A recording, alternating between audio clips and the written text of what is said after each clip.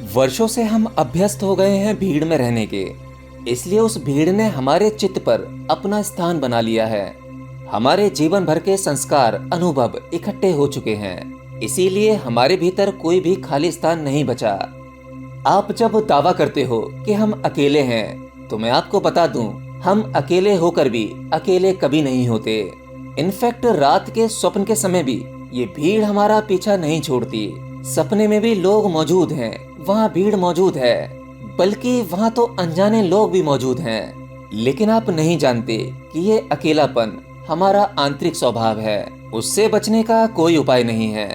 हम चाहे जितना ही प्रयास क्यों ना कर लें, हम तो अकेले ही हैं। चाहे आप संबंधों का सहारा ले लें, या बाजार चले जाएं, या फिर किसी भी कार्य में खुद को व्यस्त कर लें, लेकिन तुम्हारे सारे प्रयास असफल हो ही जाएंगे, क्योंकि सभी प्रयास करने के बाद भी आपका अकेलापन आपके सामने खड़ा हो जाता है।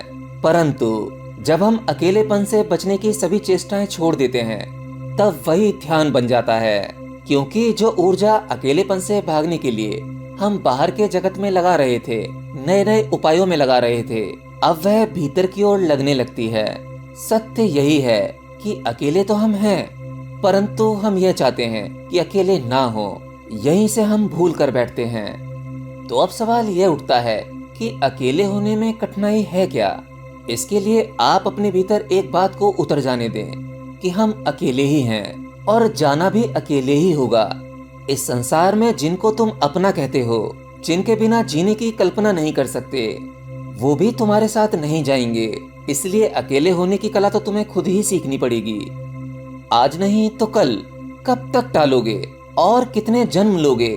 पहले ही तुमने अनगिनत जन्म ले लिए हैं, और उन सभी जन्मों में तुमने टाला ही तो है, और वो टालना अब भी जारी है।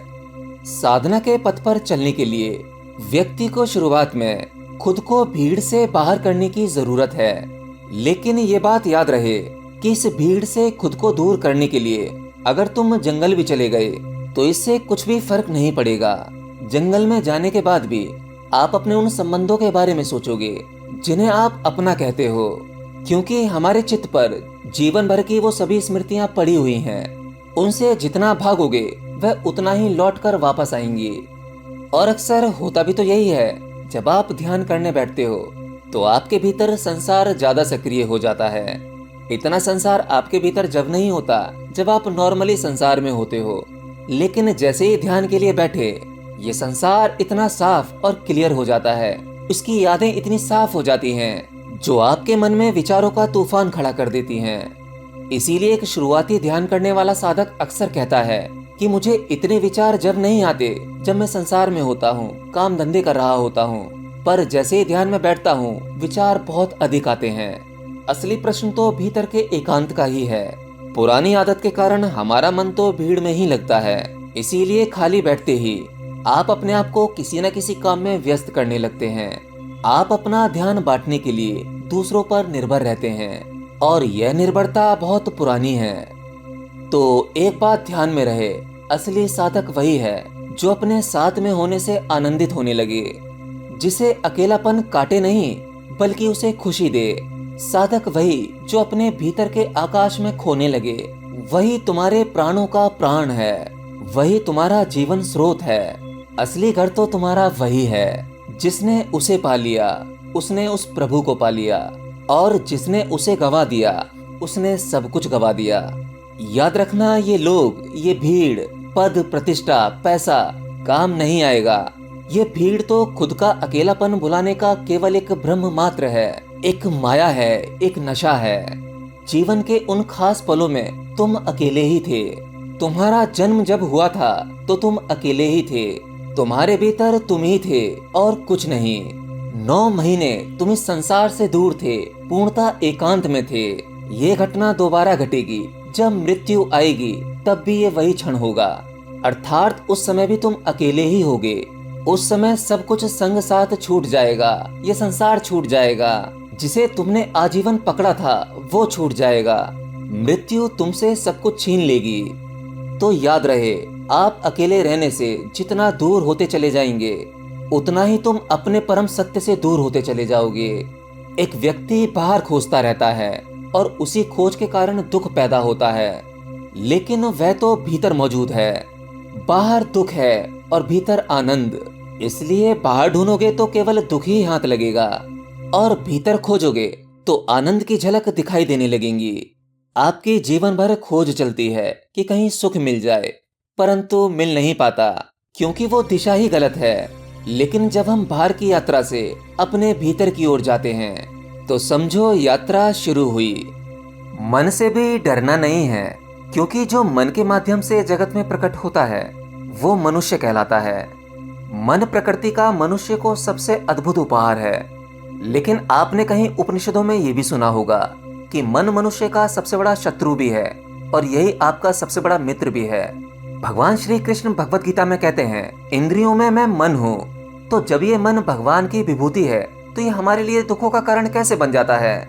भगवान कहते हैं, जो मन विषयों से बंधा हुआ है वो मन दुख का कारण है, और जो मन निर्विषय है वह मोक्ष का कारण है। तो समझदारी के साथ साथ पहले हमें विषय वस्तुओं से ऊपर होना है। विषय वस्तुओं से उठने के बाद आपका जो अगला पड़ाव होगा वो आपकी इंद्रियां होंगी। देखिए, इंद्रियां तभी कार्य करेंगी जब उसके साथ आपका मन जुड़ा हो। तो हमें सबसे पहले अपने मन को समझना है, मन के भीतर जाना है कि मन काम कैसे करता है, और यहीं से आध्यात्मिक ज्ञान की साधना शुरू होती है। क्योंकि मन के द्वारा इंद्रियां और इंद्रियों के द्वारा विषय प्रकाशित है। आपकी इंद्रियां और मन एक तरह से पुल है परमात्मा और आपके बीच। अगर हमारा ये ब्रिज ठीक हो गया तो समझो हम अपने स्वरूप के निकट पहुंच गए हैं। मन एक बहुत ही साधारण सा शब्द है, इतना कॉमन कि इसके बारे में सब जानते हैं। मन पर बहुत बातें होती हैं, चाहे आप विज्ञान के क्षेत्र में हो, अध्यात्म के क्षेत्र में हो या जगत के क्षेत्र में हो, आप कहीं पर भी हो। आपसे अक्सर कहा जाता है कि कोई भी काम करो मन से करो, पढ़ाई करनी है तो मन से करो, अपने मन को नियंत्रण करो। मन दुखों का कारण है। मन पर हमने बहुत सी बातें सुनी हैं, परंतु इस मन के बारे में हमें कोई नहीं बताता कि ये मन है क्या, कहाँ है। देखिए, जब हम इस जगत में व्यवहार करते हैं तो हम मन से कार्य करते हैं, जिसके द्वारा हम संस्कार इकट्ठे करते हैं। परंतु जब हम मन पर कार्य करना शुरू करते हैं तो हम मन में इकट्ठे संस्कारों को हटाने का कार्य करते हैं, जिससे हम अपने आप के नजदीक पहुंच जाते हैं। आप इसे ऐसे भी समझ सकते हैं, आपने अपनी लाइफ में कभी न कभी कॉटन की शर्ट तो पहनी ही होगी, या कॉटन का कोई भी वस्त्र। उसे धोने और सुखाने के बाद आप उसमें देखते होंगे बहुत सारी सिलबटें पड़ जाती हैं, और उन सिलबटों के कारण वह वस्त्र बहुत ही खराब दिखता है। फिर आप क्या करते हो? अपने उस वस्त्र पर प्रेस करते हो। प्रेस यानी वही आयरन। तो जब आप उस ड्रेस पर इस्त्री करते हो तब आपकी वह ड्रेस फिर से बहुत ही सुंदर दिखने लगती है, एकदम नए जैसी। सभी सिलवटें गायब हो जाती हैं। ये इतनी सी बात आप लोगों ने अपने जीवन में जरूर कभी न कभी अनुभव की होगी। लेकिन मैंने इससे एक बहुत अच्छी चीज सीखी कि क्या वास्तव में कोई सिलबटे नाम की वस्तु होती है, और अगर वो नहीं होती तो वो दिखती क्यों है, और अगर होती भी है तो वो आयरन करने के बाद, इस्त्री करने के बाद कहाँ चली गई। अर्थात ये संसार भी उन सिलबटों की तरह है, जो दिखता है, अनुभव होता है, लेकिन होता नहीं। वरना ये नींद में नित्य कहाँ चला जाता है, ये संसार नहीं होता। और इससे शरीर की समाप्ति के बाद ये संसार कहाँ चला जाएगा। जिस प्रकार सिलबटों के साथ में वो शर्ट भद्दी दिख रही थी, बुरी दिख रही थी, और फिर उसे इस्त्री करने के बाद वो सभी सिलबटें निकल गईं, फिर पुनः वो शर्ट सुंदर दिखने लगी, नई जैसी।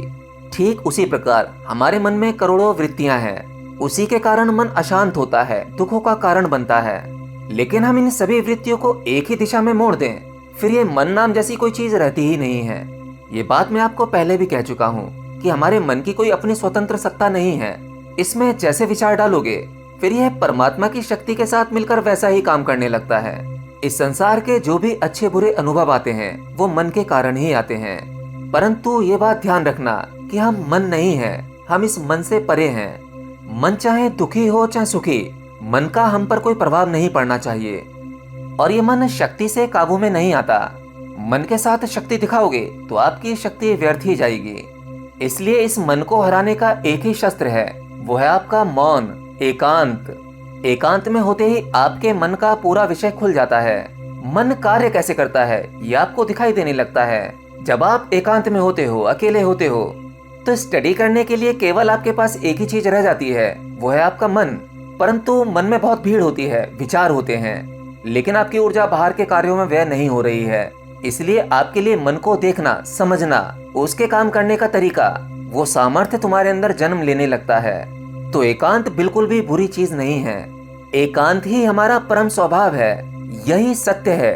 तो इससे डरना नहीं है, इससे ऊबना नहीं है, इससे बचना भी नहीं है। आप जितना अधिक अपने आप को एकांत में रखेंगे, शुरुआत में बेचैनी होगी, दिक्कतें आएंगी, लेकिन इसमें आपको वो ज्ञान मिलेगा जिसकी कोई कीमत नहीं है। अर्थात आपको स्वयं का ज्ञान मिलेगा।